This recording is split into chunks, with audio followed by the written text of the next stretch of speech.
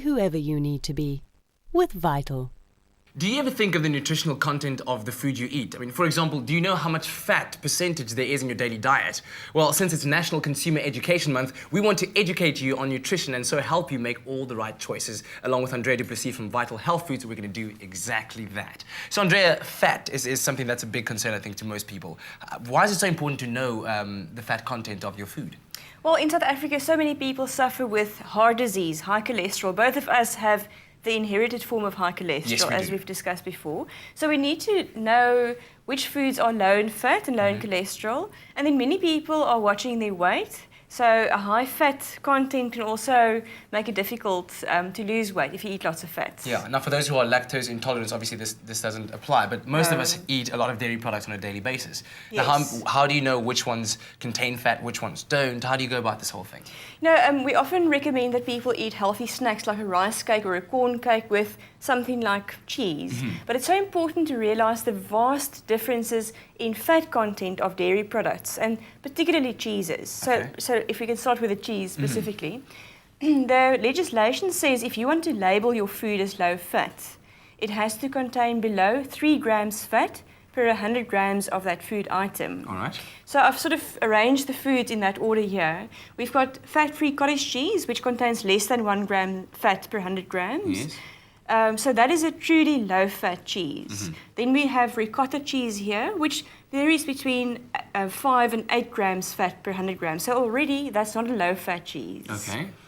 Many people think feta cheese is a low-fat cheese. And is it not? Because we use it in a lot of our salads and... Exactly. So just because it's in a salad doesn't mean it's low fat. So the average counts for fat in feta cheese varies between about 18 and 22 grams of fat per 100 grams, which is way above the 3 grams cutoff. So 3 grams is your limit. If anything is above 3 grams per 100 grams of the food substance... It's not regarded as low fat. Wow. And then the other one that I want to mention is mozzarella cheese there. So those are mozzarella slices. Pizza cheese. Exactly. Now, many people think that that is a low-fat cheese. And yes, it contains a little bit less fat than cheddar that we've got in the end there. Yes. So mozzarella is about 25 grams fat per 100 grams compared to cheddar, which is just over 30. Whoa. So if you want to ask, is mozzarella lower in fat than cheddar? Yes, it is. But is it low in fat? Definitely not. So, and that's why if you look at cheese that's high in fat, it melts when it's exposed to heat. Yeah. So if that explains when you eat a pizza with lots of mozzarella cheese, why the cheese goes all stringy and why oil comes out of it, because it's high in fat. Yeah. It seems to also kind of coincide with the color, because you go from the ricotta, which is a reasonably light mozzarella, darker, and then cheddar, or is it not? Not That's just necessarily, yes. Oh, okay. Because you can also then try and imagine that feta cheese is very close to ricotta, where in fact it has more than double the fat than ricotta cheese. Wow. So because I've got high cholesterol and I also watch my weight, the cheeses that I always have in my fridge would be cottage cheese and ricotta. Okay, right. Because they are far lower in fat than all those other cheeses. Yeah. They're not bad. They're excellent for children that need to grow and develop, and people that don't have high cholesterol and don't battle with their weight. Yes. But these are the safe ones. Yeah, now I'm going to come straight out and say this next thing. I don't like fat-free milk. It doesn't taste good to me. I'm so glad you mentioned that. Because, if people ask me what should I have, low-fat, fat-free, full cream, if you only have small quantities of milk, even if you have high cholesterol, so let's say you drink 3 cups of rooibos tea a day with a bit of milk, it doesn't matter. Whichever one tastes best for you, because the quantity of milk that you consume is probably about 20-30 mils of milk per cup of tea.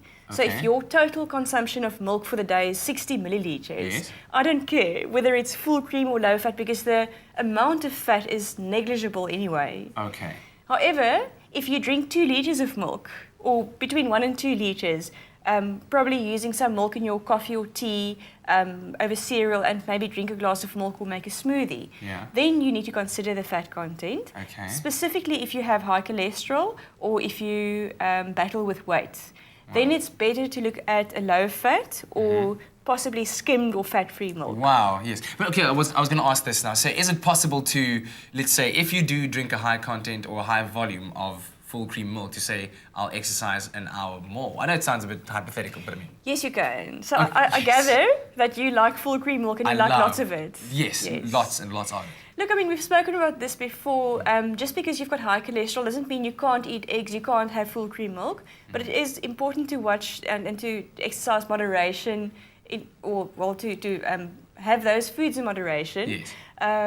So I would say a litre of full cream milk, provided that the rest of your diet is very low in fat and cholesterol, Yeah. I would say that's okay. Yeah. And also provided that you exercise. Yeah, I will forsake all other foods to have my full cream milk, I tell you now. There she is, Andrea du PLessis, knowledgeable as always. If you have any questions, go right ahead and ask them on her Facebook page, Andrea du PLessis, Vital Expert.